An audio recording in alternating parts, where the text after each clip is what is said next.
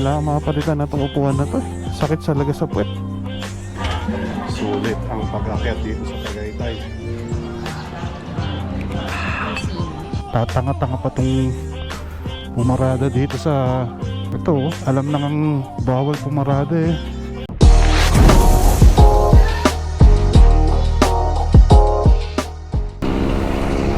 Alright, good day mga katropa. On the way tayo ngayon sa Tagaytay. First long ride to nung ating Honda ADV. Time check 5:19. Nandito na tayo sa C5.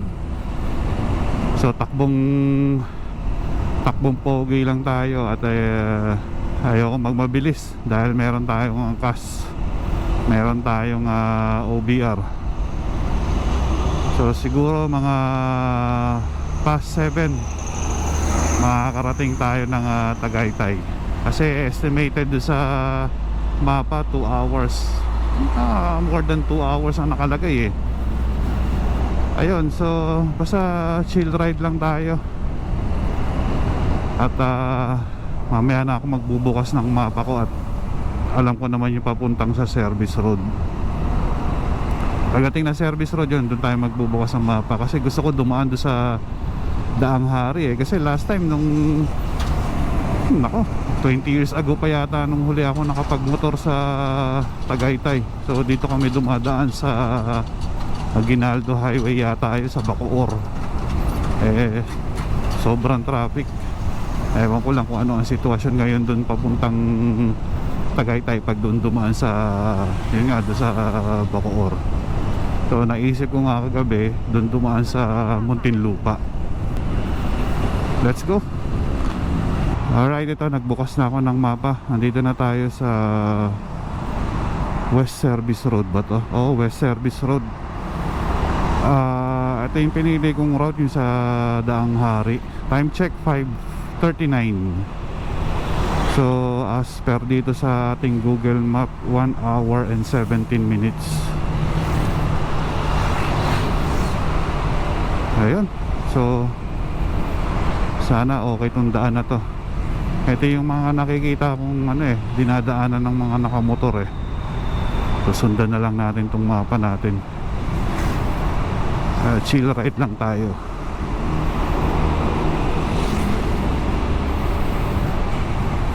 Pauwi dito rin tayo dadaan mamaya. Breakfast lang tayo. Layo ng breakfast namin. Tagaytay pa. Makapag-relax muna. Mamaya na yung biyahe na yan. Tingnan natin kung makakapag-biyahe tayo mamayang gabi.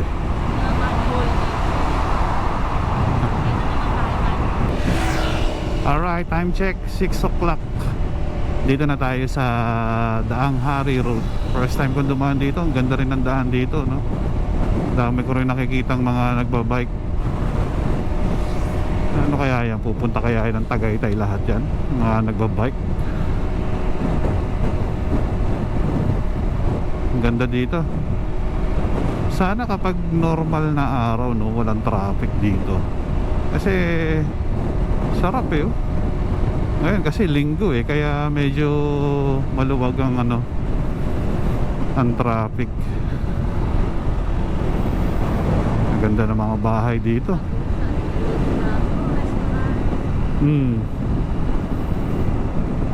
Banking tayo dito ah.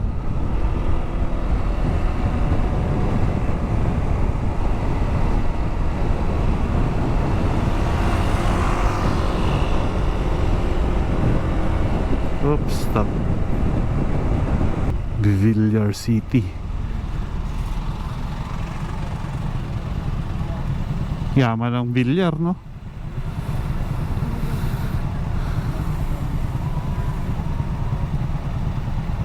Lupa.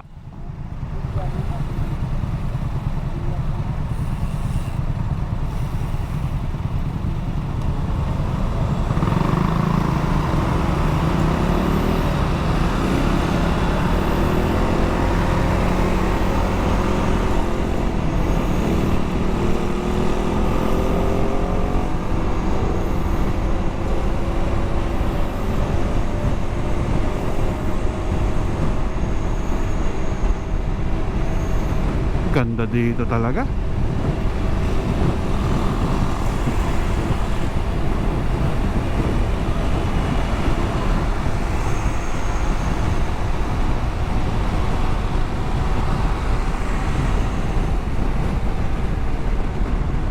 Banking.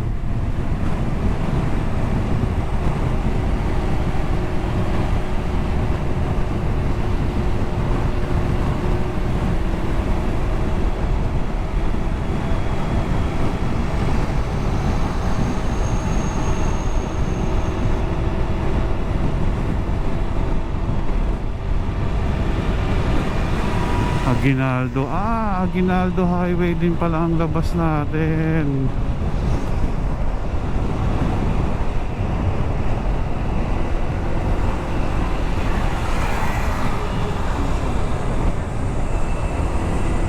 Ayan o, Aguinaldo Highway.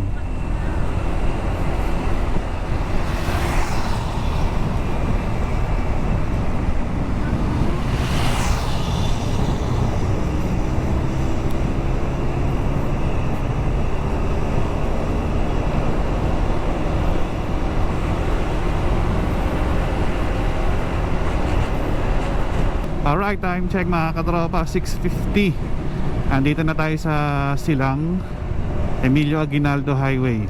So sa dulo nito andun na yung Tagaytay roundabout, yung may 7-Eleven. Medyo mainit pa rin naman, pero hindi compare do sa Manila na talagang init ng panahon. Dito medyo okay naman. Mainit pero kayang-kaya pa. Siguro kasi maaga pa eh. Uy, may tumatawid. Ilang 19 minutes. Pero kasi ang nakapin ko dito yung Mahogany Market eh. So less than 19 minutes siguro, mga 10 minutes. Ando na tayo. Tagaytay. First time ko ulit. First time ako nagmotor. Nagamit itong ating Honda ADD. Buti na lang nung isang araw kahapon pala chinek ko yung nito, yung CVT, yung panggilid. So medyo okay naman, pero may mga parts na rin na palitin. Yung belt nito medyo may nakikita na akong konting biyak-biyak, pero pwede pa. Hindi pa naman malalalim yung biyak niya. Ayun, siguro may 20,000 kilometer na odo natin. Papalitan ko na siya lahat. Yung lahat ng panggilid, sabay-sabay na yon. Ipon-ipon muna tayo. Nakakaano na tayo siguro 14,000. So 5,000 na lang talagang palitin na. Alright, Tagaytay na tayo mga katropa. So hanap na lang tayo ng ating mapagbe-breakfastan.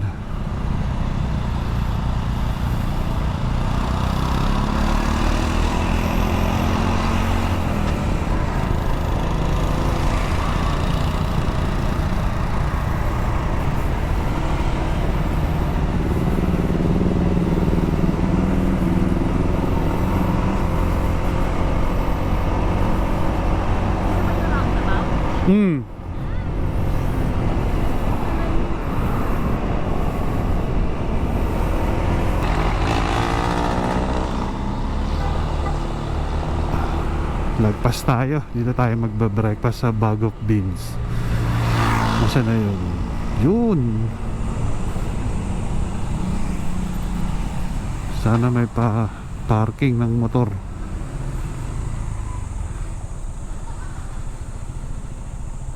Doon ang motor eh. Ayun o.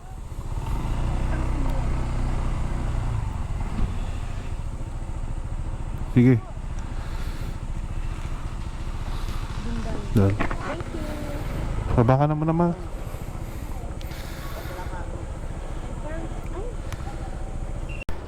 Ayun, time check. Anong oras ba? Ayun, time check 7:13 ng umaga. So halos 2 oras din tayo. Palista muna tayo, malamang punuan to. Linggo tsaka breakfast. Sakit sa puwet. Kailangan mapalitan na itong upuan na to Sakit talaga sa puwet. Isang oras lang akong tuloy-tuloy nagmumotor. Kakangawit. Hapdi. Tignan natin, pasok tayo sa loob. Tignan natin kung anong po pwedeng ma-breakfast. Yun, buffet na lang tayo kaysa mag-a la carte. Dami rin pagkain.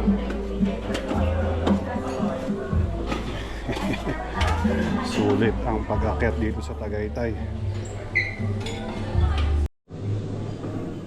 Ito, first batch ng pagkain natin. Kain na.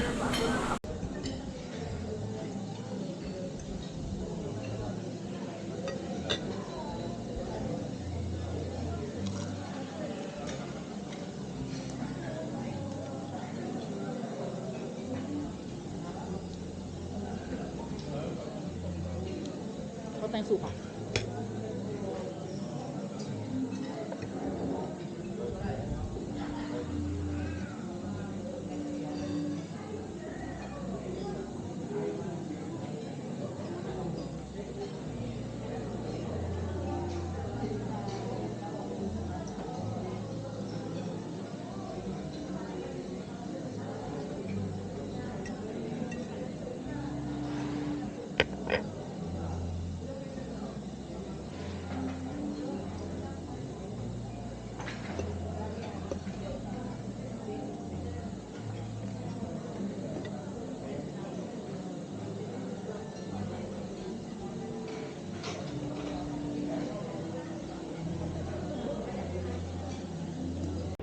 Okay, cappuccino tayo.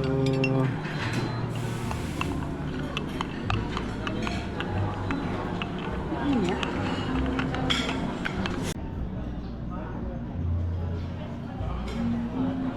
Nag-shooting mo nga. Paano? Ang scene. Tignan muna natin yung ating view.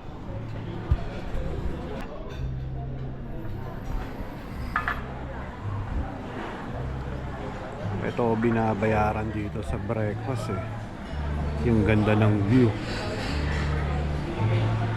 Buti kitang kita yung yung Taal.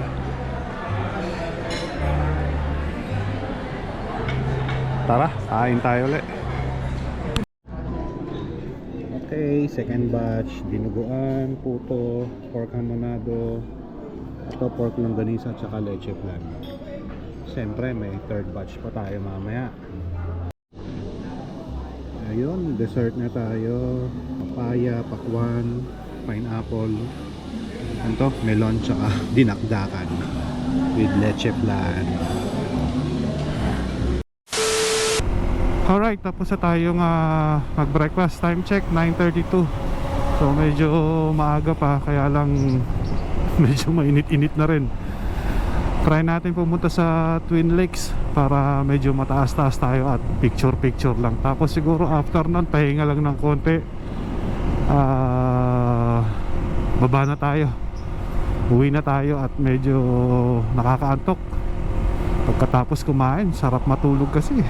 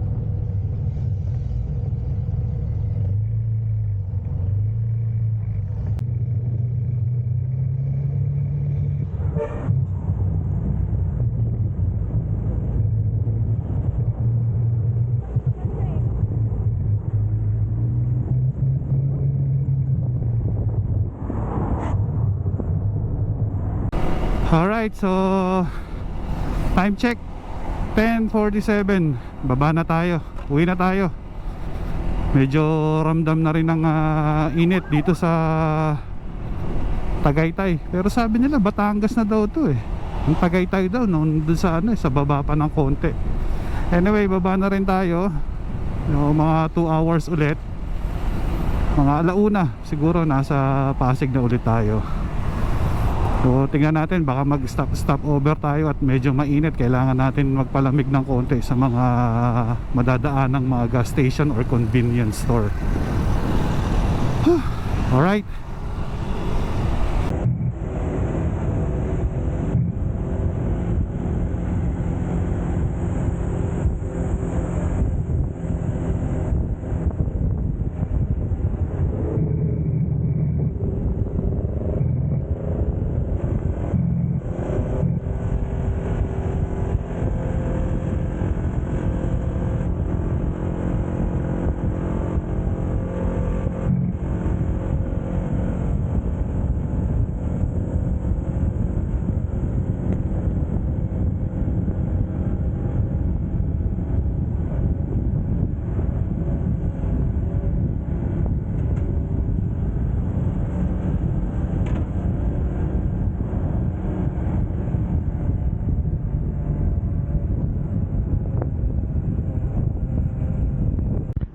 Alright, ito habang binabagtas namin yung Aguinaldo Highway, so inadaanan kami dito parang factory outlet, Hacienda Designer Outlet yung pangalan.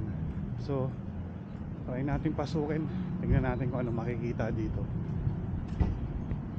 Pero parang mga mga yan no, Moschino, Michael Kors.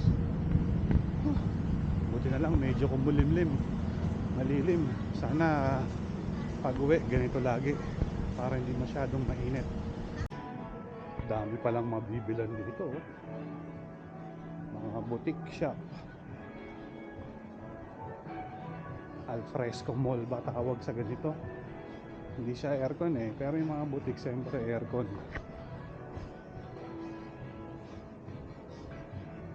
Dapat dito pag pupunta nakakotse para pag may shopping ka paglalagyan ka, pag nakamotor mahirap. Well, tingin-tingin lang tayo. Puma. Alright, so pauwi na talaga tayo. Time check 12:18. Dapat nasa bahay na tayo ng ganitong oras kung hindi tayo nag-stop over dito sa tawag Designer Outlet dito sa Aguinaldo Highway. Wala naman ako nabili. Sana makalimlim lang. Sana ganito lang hanggang sa pag-uwi. Ang init. Tatanga-tanga pa tong pumarada dito sa ito. Alam nang bawal pumarada eh. Atras tuloy. So, dito na tayo sa San Pedro. Ano muna tayo dito sa McDonald's. Stop over muna tayo. Palamig tayo. Init. Game. Pahinga muna tayo.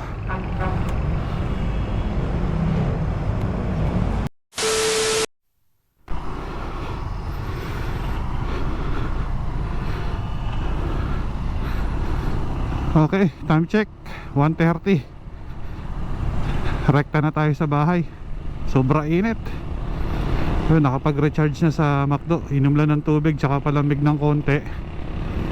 Banat na ulit. Dito pala ako sa San Pedro, Laguna. So dadaanan natin Muntinlupa, tas Alabang, Service Road, C5. Ayun. Estimated time arrival ano raw 2:30. Depende sa speed natin pero chill ride lang. Kahit mainit ang panahon, chill ride pa rin eh. Mali ako ng daan. At pala doon. San Pedro nga.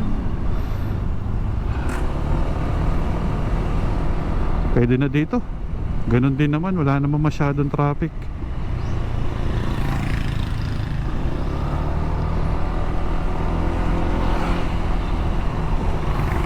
Hey, hams. Muntik pa lumipad. Time check 2:10. Dito na tayo sa C5 mga katropa. Grabe init. Buti wala kaming masyado na daan ng traffic. Yung mga jeep na mga nagbababa sakay doon sa service road. Sana dito walang masyadong traffic din.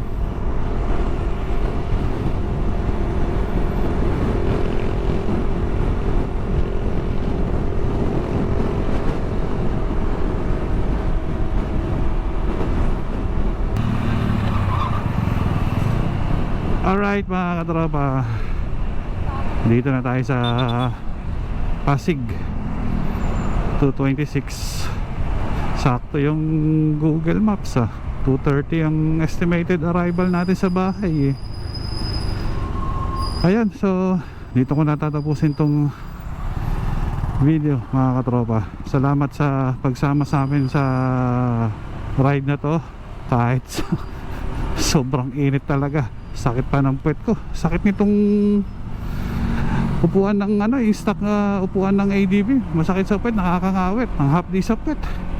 Kailangan talagang mapapalitan na to. Ayan mga katropa, maraming salamat ulit sa pagsama. Like, comment and subscribe. Peace out.